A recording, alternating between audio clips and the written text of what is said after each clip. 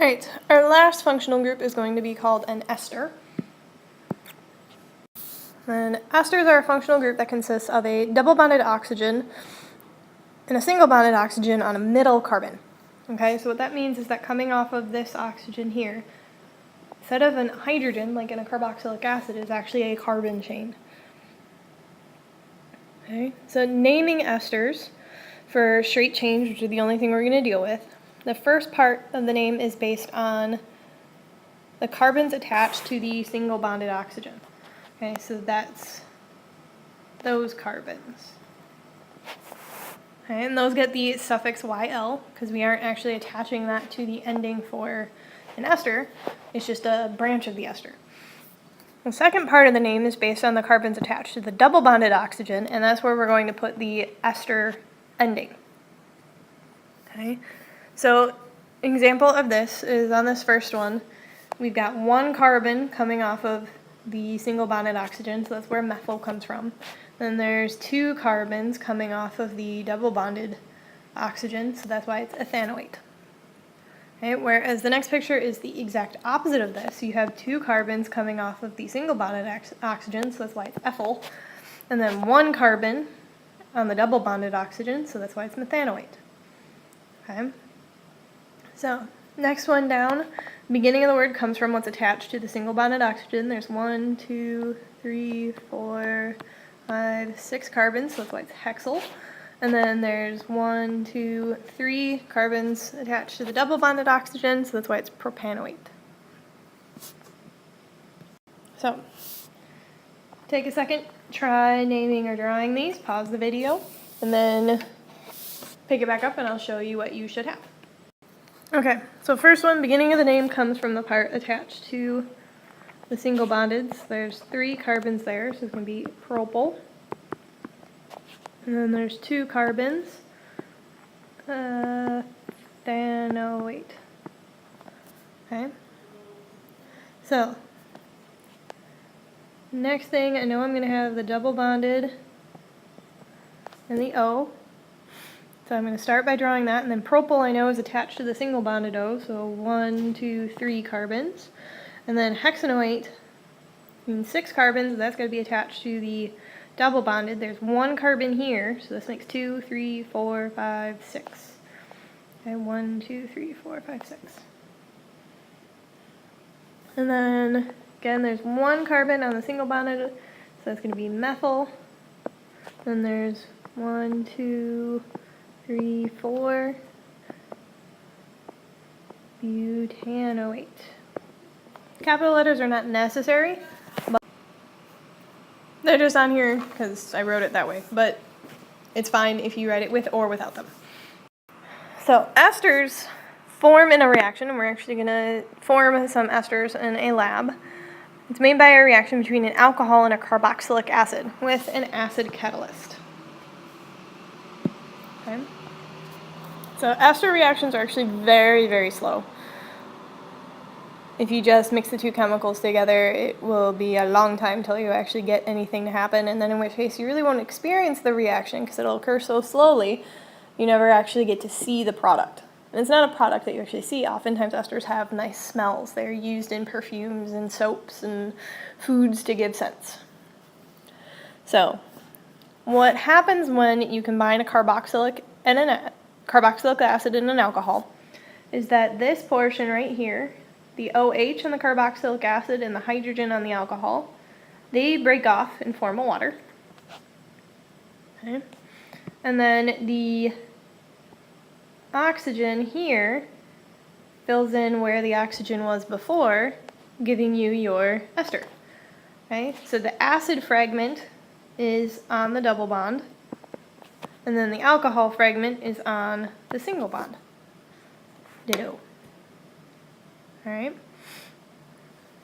So when it comes down to naming, if you don't have the picture, like say you are told your reactants, what acid and alcohol you use, you can get your name by using the alcohol chain as your beginning with the YL ending, and then the acid chain with the anoate ending for the second word. Okay, so in a couple of slides, I'll actually walk you through the process that the two chemicals go through. It's not something you need to actually be able to duplicate for me, but just so that you understand what's going on there. But let's look at some of these, let's practice a little bit with this whole naming idea. Okay. So this acid here, there's two carbons attached to it. There's the double bonded O and the OH group, so we know we've got our ethanoic acid. Okay, and then here is our ethanol. And this one, since they both have the same chain, it's kind of hard to see where they fall on our ester. But this comes from the ethanol, and this comes from the ethanoic acid, okay, which gives us ethyl ethanoate and water. Okay, so there's the blue part and the yellow part, or the red part's there. So for this slide, pause, see if you can come up with the answers before watching me go through them. Okay, if you can, that means you're understanding it real well. If you're making some mistakes, make sure you understand the differences and ask questions about it. But pause the video. And once you've tried, hopefully you have, if we have methanoic acid and propanol, the propanol always gives you your beginning, so it's going to be propyl.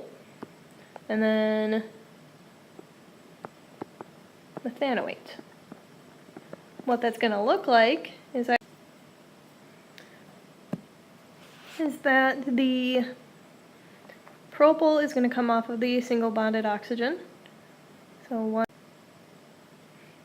And then I know that this oxygen is going to be attached to a carbon that has a double bonded oxygen on it. And then methanoic acid, making the methanoate, there's just going to be a hydrogen coming off of that oxygen. There's no chain. Okay?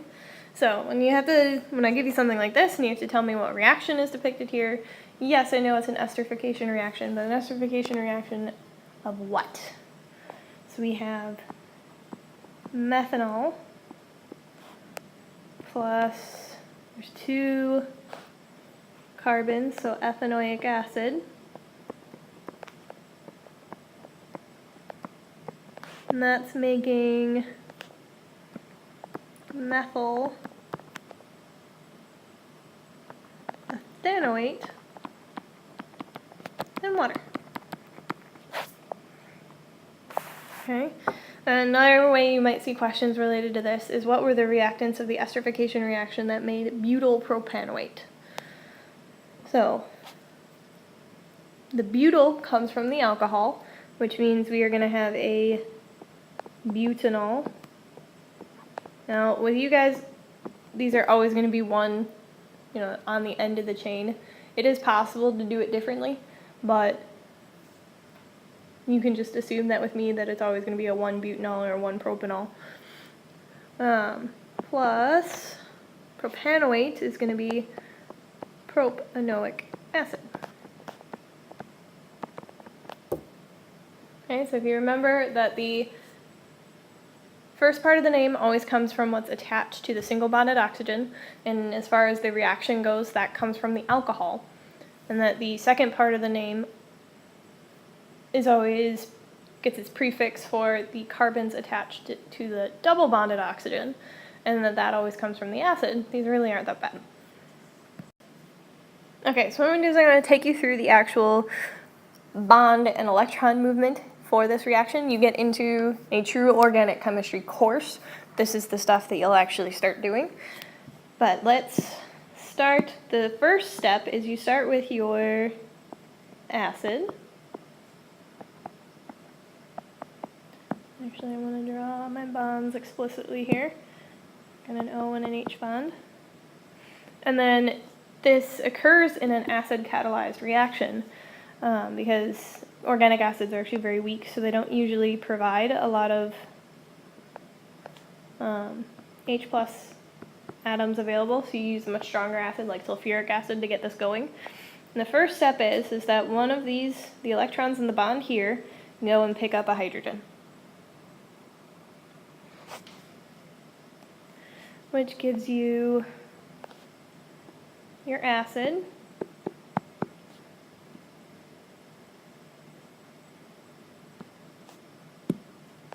And this hydrogen, and now we have a plus charge on the carbon in the center there because it's missing a bond.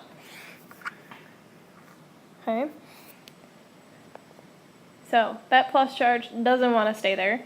So the next thing is we bring in our alcohol. And one of the lone pairs on the oxygen goes and fixes that plus charge for us. It bonds to the carbon. Okay.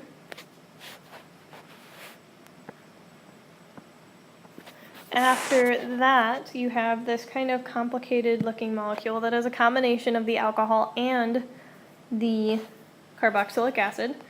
So we have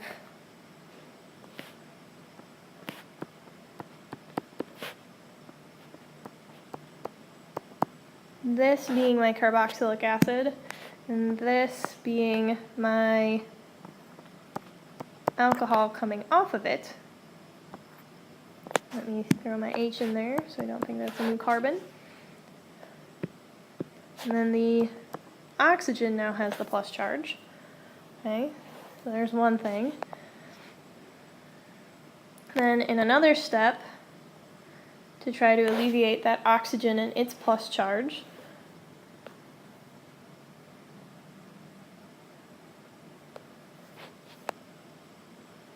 this bond releases the hydrogen atom, putting a lone pair back on the oxygen, giving us this compound.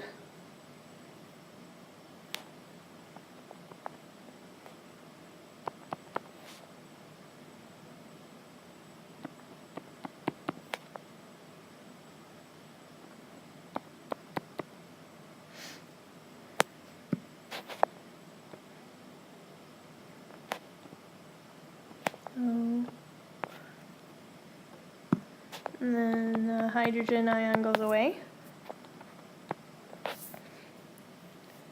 Meanwhile, there's still plenty of hydrogen ions in the sea, so to speak.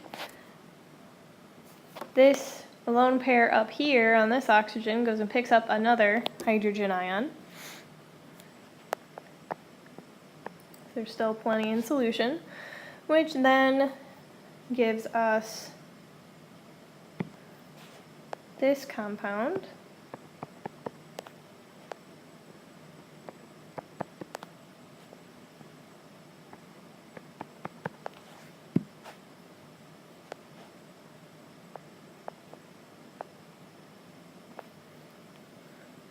With an extra hydrogen on it.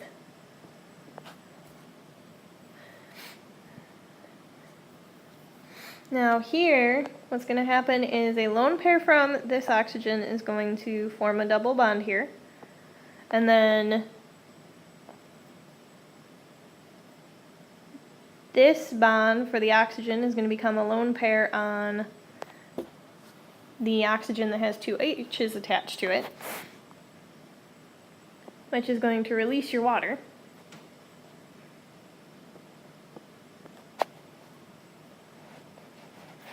And leave you with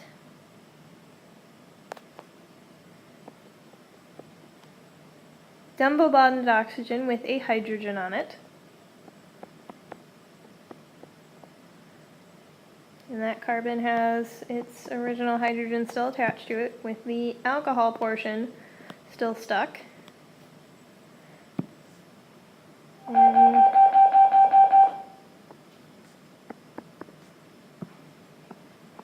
water separate going away. Need some more space for a second here.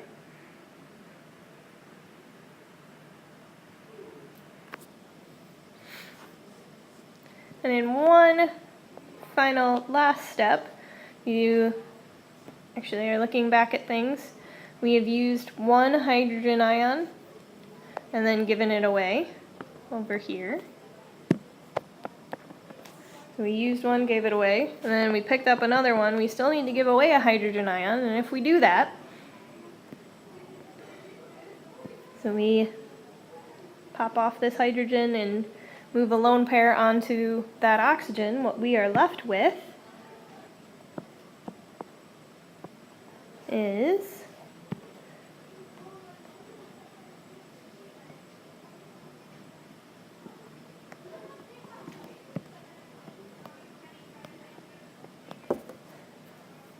our ethyl methanoate. Okay, so there's the acid catalyst is what kind of gets things going. It messes up the structure, makes these positive charges where we don't want them, and then eventually the electrons move around, get rid of that stuff, and give us our ester.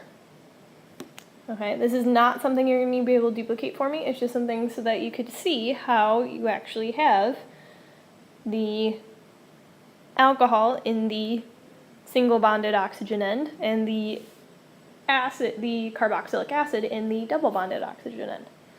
Okay?